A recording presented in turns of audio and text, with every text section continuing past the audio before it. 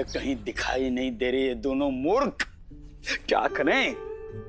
जिनके शिष्य ऐसे हों उस गुरु को मरणोपरांत शांति नहीं मिलती। परछाई तक दिखाई नहीं दे रही इन दोनों मूर्खों की। कब से मिलन का समय हो गया है और वहां सौदामिनी प्रतीक्षा की अगन में झुलस रही होगी। सौदामिनी, सौदामिनी आपकी इस समय प्रतीक्षा क्यों कर रही होगी स्वामी? अर्थात आप प्रतिदिन उनसे इसी समय भेंट करने जाते हैं क्या?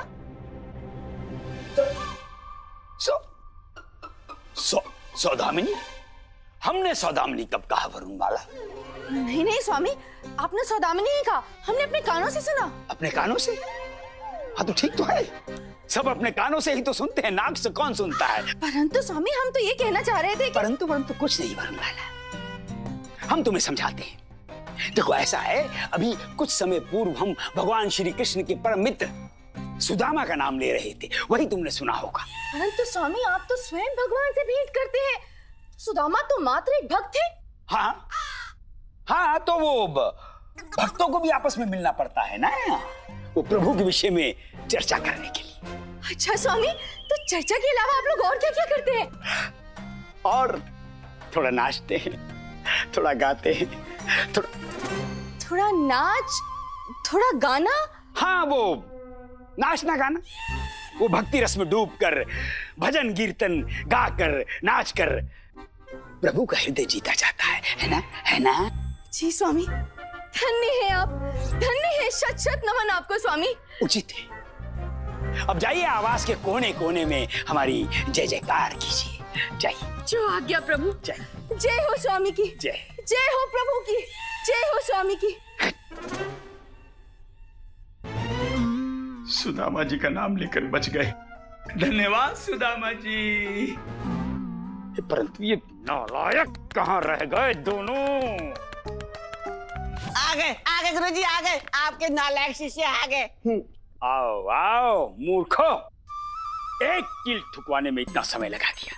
लाओ खड़ाओ लाओ। गुरुजी आज जो हम आपके खड़ाओं में कील ठुकवा के लाए ना, ये मत समझिएगा कि इनमें सिर्फ कील ठुकवा के लाए हैं, सिर्फ इनकी मरम्मत करवाई है। गुरुजी हमने मृत खड़ाओं को पुनर्जीवित किया है। आज तो आपको धनी मनी की बुद्धिमानी का लोहा मानना ही पड़ेगा।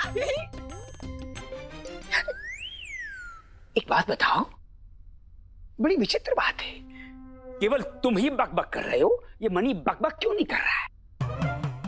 गुरुजी आज मनी नहीं, मनीचार्य को अपनी महानता का अनुभव हुआ है, इसलिए इसने मौन व्रत धारण किया है।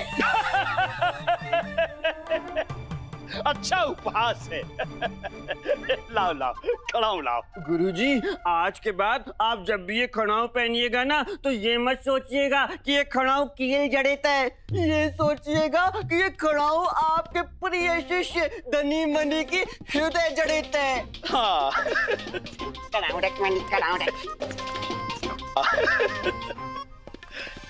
इसकी तो महानता जो है।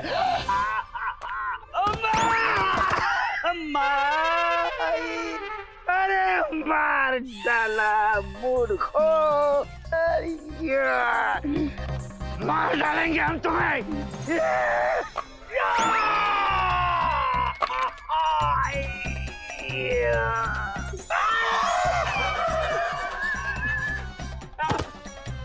क्या गुरुजी आप अपने प्रिय शिष्यों को अपने बच्चों की भांति प्रेम नहीं कर सकते तो क्या हुआ? उन्हें उनके अच्छे कार्यों के लिए श्रेय तो दे सकते हैं ना। जो घाव तुमने हमें दिए है ना, तुम्हें सबक सिखाने के बाद भी हम भूल नहीं पाएंगे। कोई बात नहीं मनी, हम जैसे महान ज्ञानी ध्यानी लोगों को अपने जीवन की आरंभ में तो ऐसे मार धुतकार और अपयश सहना ही पड़ता है, किंतु एक दिन हमारे गुरुजी को हमारा असली मूल्य पता चलेगा, जैसे आज बाजार में उस परदेसी को पता चला था। परदेसी? कौन परदेसी? गुरुजी हमें क्या पता कौन था वो परदेसी। हाँ, किंतु उससे 2 माँ वाले एक व्यक्ति की खोज थी। 2 माँ वाले व्यक्ति की खोज थी? एक व्यक्ति की 2 माँ कैसे हो सकती? हमें कैसे पता है गुरुजी? आप शादीशुदा हैं, हम कमाने हैं। आपको पता होना चाहिए कि एक माँ के 2 बच्चे हो सकते हैं या 2 माँ का 1 बच्चा हो सकता है। बकवास बंद करो। ये बताओ किससे मिलकर आ रहे हो? कौन था? कहाँ से आया? अब गुरुजी हमें उसके बारे में इतना सब कुछ कैसे ज्ञात होगा? उसे तो स्वयं के बारे में भी कुछ ज्ञात नहीं था। ये भी ज्ञात नहीं था कि वो कहाँ से आया है। क्या? हाँ गुरुजी। ऐसा कैसे हो सकता है? गुरुजी वो असमंजस में था। संभवतः आगरा से आया था। हाँ। आगरा? नहीं गुरुजी मुझे याद आ गया। उसने कहा था कि जैसे बिल्ली का कोई स्थायी निवास नहीं होता है, वैसे उसका भी कोई स्थायी निवास है ही नहीं। ये बकवास बंद करो और ये बताओ कौन था वो? अच्छा ये तो याद होगा कि वो दिखता कैसा था? हाँ, मुझे याद है गुरुजी। उसकी आंखों में काजल लगा हुआ था और हल्की हल्की दाढ़ी थी बिल्ली जैसी, और ये लंबी लंबी मालाएं पहने हुआ था, और पगड़ी, सर पे पगड़ी भी थी गुरुजी, और अजीब अजीब से शब्द बोल रहा था। कुछ रुफूज, हुजूर, नहीं हुजूर हुजूर हुजूर। हाँ, फुटकुटू, गुटकुटू, नहीं गुफ्तगू। गुफ्तगू। ओह, ये तो किसी मुगल का परिचय लग रहा है। अर्थात आगरा से ही आया होगा। आगरा अर्थात मुगल दरबार से आया होगा। परंतु आगरा के मुगल दरबार से कोई मुगल विजयनगर में क्यों आएगा? चक्कर क्या है? और ये 2 माह वाला व्यक्ति कौन है? ये गुत्थी क्या है?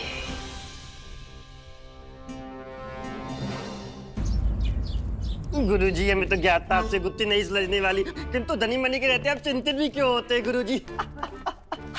हमें पहली का उत्तर मिल भी गया और दिख भी रहा है। हाँ, उत्तर मिल गया। जो उत्तर हमें नहीं मिला तुम्हें कैसे मिल गया? और दिखाई भी दे रहा है। उत्तर दिखाई कैसे दे सकता है? गुरुजी पूरे विजयनगर में एक ही व्यक्ति ऐसा है, पंडित रामाकृष्णा। जब कोई गुत्थी में उलझ जाए तो चुटकियों में गुत्थी से सुलझाए।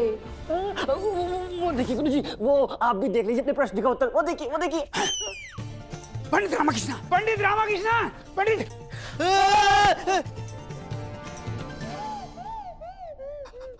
प्रणाम गुरुवर। प्रणाम छोड़ो, हाथ मत छोड़ना, अन्यथा हमारा परिणाम बहुत बुरा होगा। हाँ, संभाल के। क्या हो गया गुरुवर? आप मेरा नाम पुकार रहे थे, कोई कार्य है मुझसे? नहीं, हमें तुमसे क्या कार्य हो सकता है? परंतु हाँ, यदि चाहो तो हमारी सहायता अवश्य कर सकते हो। ये लो, अभी तो की। कब? गिरने से बचाकर। अच्छा, बीती हुई बातों को भूल जाओ। अच्छा, हम तुम्हें पुनः अवसर देना चाहते हैं। क्षमा करें गुरुवर, एक दिवस में इतने सारे अवसरों का आदी नहीं हूं मैं। हम तुमसे सहायता मांग रहे हैं और तुम हमसे छोटे होते हुए हमारे साथ ऐसा व्यवहार कर रहे हो। अरे क्षमा करें गुरुवर, क्षमा करें। मैं तो उपहास कर रहा था। क्या एक शिष्य अपने गुरु के साथ थोड़ी हंसी ठिठोली नहीं कर सकता? क्या कहा? तुम्हारा इतना तो साहस हमें अपना शिष्य कहने का? शिष्य नहीं, गुरु। आप तो हमारे गुरुवर हैं ना, समस्त विजयनगर के गुरुवर हैं आप। अच्छा लग रहा है सुनने में। हाँ, ये ठीक है। अच्छा बताइए, क्या सहायता कर सकता हूँ आपकी? पंडित रामाकृष्णा, हाँ, विजयनगर में 2 माह वाला व्यक्ति कौन है? मैं चलता हूँ। अरे क्या हुआ?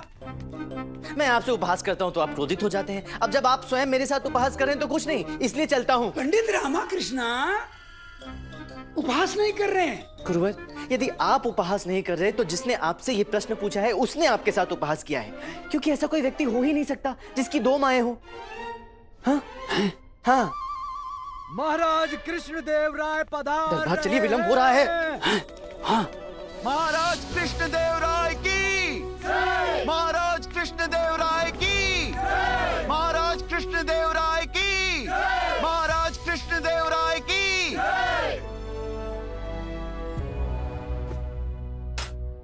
तो बताए मंत्रीवर, महाराज, आज की कार्रवाई में क्या सम्मिलित है? महाराज 3 भाई हैं, ब्रह्मा, विष्णु और महेश।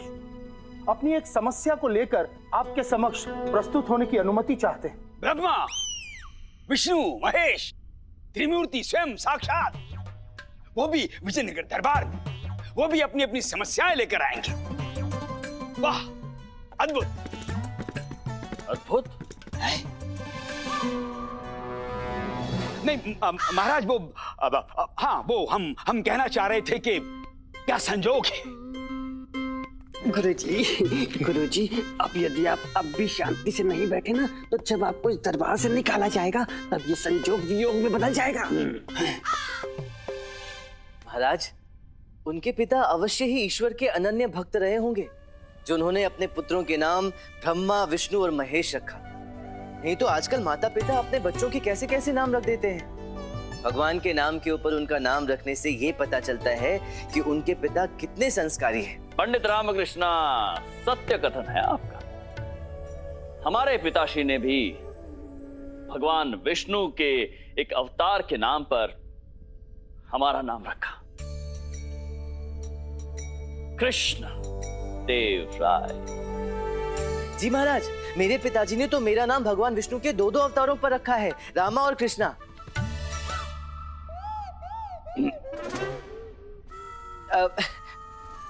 किंतु ये मायने नहीं रखता महाराज कि हमारे नामों में भगवान का नाम कितनी बार आता है। अभी तो मायने ये रखता है कि उस नाम के अनुसार गुण और भाव उस व्यक्ति में है या नहीं। भगवान के नाम के ऊपर आपका नाम रखने से आपके पिताश्री के संस्कारी गुण और ईश्वर के प्रति उनकी अपार श्रद्धा ही झलकती है महाराज। सहमत है हम आपके कथन से पंडित रामकृष्ण, उचित कह रहे हैं। तो महामंत्री जी महाराज, आप हमें किन 3 भाइयों के विषय में कह रहे थे, क्या है उनकी समस्या?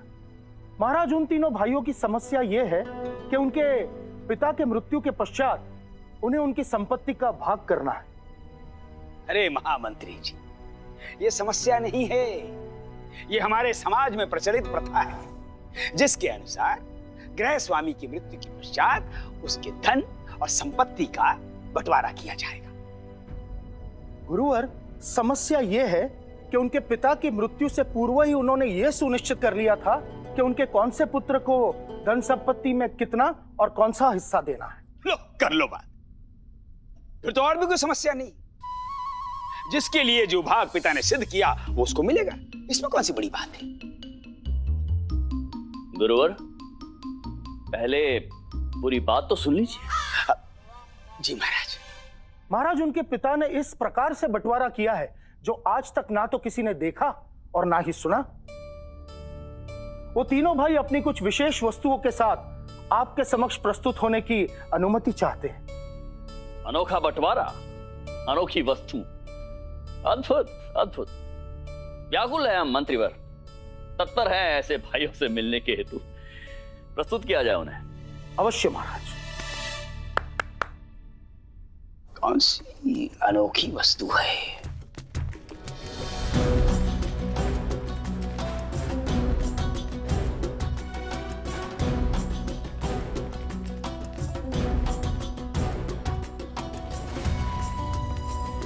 प्रणाम महाराज। प्रणाम। महामंत्री जी। महाराज, आप तो कह रहे थे ये कोई अनोखी वस्तु लेकर आने वाले हैं।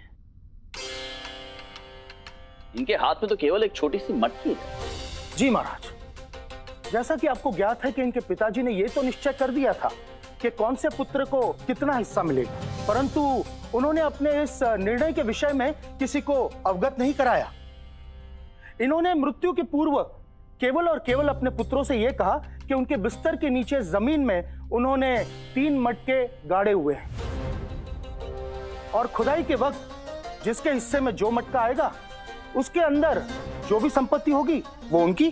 तो क्या मिला इन मटकियों में?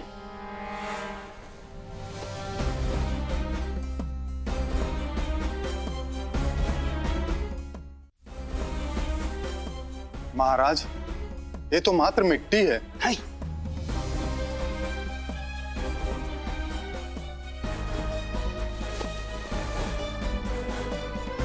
महाराज, इसमें तो गोबर है। छी छी छी छी छी छी।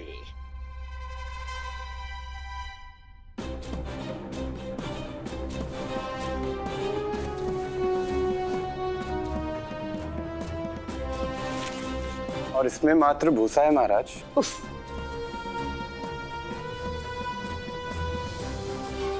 मिट्टी, गोबर और भूसा। मनी, ये संपत्ति नहीं, ये तो हमारे महान गुरुजी के मस्तिष्क के 3 अभिन्न अंग हैं। तुमने कुछ कहा? नहीं गुरुजी, हम तो आपकी प्रशंसा कर रहे थे। तो अच्छी बात है, करते रहो। महाराज, हमारा यह कहना है कि इन तीनों महर्षियों के पिताश्री ने अपने संपूर्ण जीवन काल में एक ही सही कार्य किया है, और वो है इन तीनों का अर्थपूर्ण नाम रखना। इसके अतिरिक्त और कुछ नहीं। अन्यथा महाराज, कौन ऐसा पिता है जो इस प्रकार अपने पुत्रों में मिट्टी, गोबर और भूसा वितरित करेगा, वो भी अपनी मृत्यु के पश्चात? महाराज, हमें लगता है या तो इनके पिता ने इन्हें मूर्ख बनाया है, या फिर ये तीनों मिलकर भरे दरबार में हम सबको मूर्ख बना रहे हैं। आपको कोई कैसे मूर्ख बना सकता है गुरुवर? अब आपने कुछ कहा पंडित रामाकृष्णा? नहीं गुरुवर। महाराज, मेरे विचार से इनके पिता ना ही किसी को मूर्ख बना रहे हैं और ना ही वो स्वयं मूर्ख बन रहे हैं। अपितु वो तो अत्यंत ही बुद्धिमान और दार्शनिक दृष्टिकोण वाले व्यक्तित्व प्रतीत होते हैं। पंडित रामकृष्ण, हम ये तो समझ गए कि इनके स्वर्गवासी पिताश्री दार्शनिक दृष्टिकोण वाले व्यक्ति थे, परंतु हम इस विषय में आपका दृष्टिकोण जानना चाहते हैं। क्या इनकी समस्या का आपके पास कोई हल है? महाराज, हल तो बहुत सरल है। इनके पिताश्री ने अपनी सारी संपत्ति इन 3 मटकियों में बराबर बराबर बांटी है।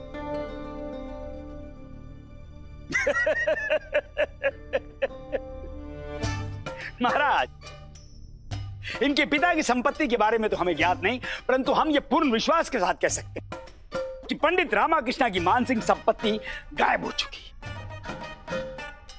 तभी तो ये मिट्टी, गोबर, भूसे को संपत्ति मान रहे हैं। अन्यथा महाराज, हम सभी को ज्ञात है कि किसी मूल्यवान वस्तु को ही संपत्ति माना जाता है, जैसे स्वर्ण, चांदी, हीरे, जवाहरात, धन, जायदाद, मकान, खेत, गाय, गौशाला या कोई अत्यधिक मूल्यवान द्रव्य। गुरुवर, आपने अभी अभी जो भी उल्लेख किया वो सब तो है यहाँ।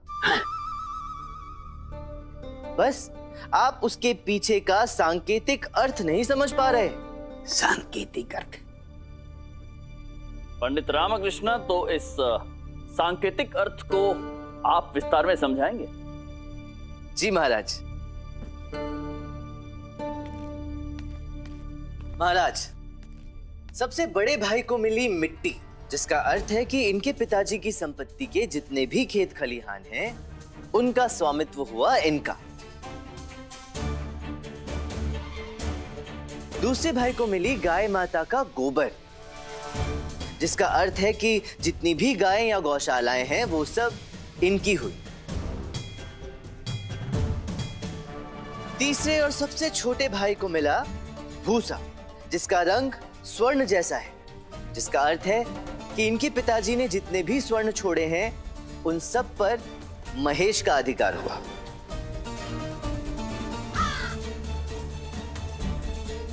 तो गुरुवर, इस प्रकार से इनके पिताजी ने अपने खेत खलिहान, गाय गौशालाएं और स्वर्ण का वितरण अपने पुत्रों में किया, और वो भी समान रूप से।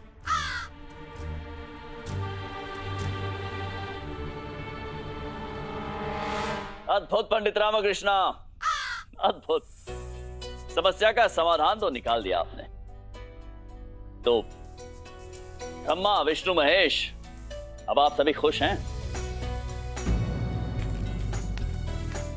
नहीं महाराज, हमारे साथ ये अन्याय हुआ है। मुझे और विष्णु को मात्र खेत और गाय, और सारी संपत्ति महेश को मिल गई। हाँ, सही कह रहा है। पिताजी जब जीवित थे तभी विशेष प्रेम महेश से ही करते थे, और आज उनके मरने के पश्चात सारी संपत्ति उसी को मिल रही है। महाराज, मेरी हाथ जोड़कर आपसे विनती है, न्याय कीजिए।